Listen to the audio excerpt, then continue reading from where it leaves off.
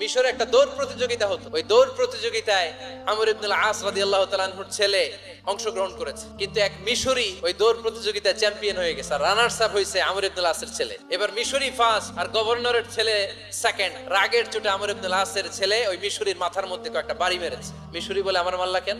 তুমি খেলায় পারো না, আমারে মাল্লা কেন? কয়, আনা ইবনুল আকরামিন, আমি গভর্নরের পোলা, আমি যা বলবো এটাই হবে, আমার উপরে কথা নাই। মিশরি ওইখানে আর ঝগড়া বাঁধায় নাই, মনে দুঃখ নিয়ে মদিনায় চলে আসলেন। এসে বললেন, আমিরুল মুমিনিন, আপনি আমর ইবনুল আস রাদিয়াল্লাহু তাআলা আনহুকে মিশরের গভর্নর বানিয়ে পাঠিয়েছেন। একটা প্রতিযোগিতায় আমি চ্যাম্পিয়ন হয়েছি, ওনার ছেলে হয়েছে রানার আপ। কেন সে চ্যাম্পিয়ন হতে পারে নাই? এই কারণে আমার মাথায় লাঠি দিয়ে 3টা বাড়ি মেরেছে। বিচারটা দিছে কার দরবারে? কথা বুঝেন নাই বোধহয়, ওমর ফারুকের দরবার। ওমর ফারুক বললেন, তাই আগামী বছরের অমুক তারিখ আমি সব গভর্নরদেরকে ডেকে হিসাব নিতে, ওই দিন তুই থাকবি, পারবি না? মিশরে বলে, পারবো, মানে অবশ্যই পারবো। ওই দিন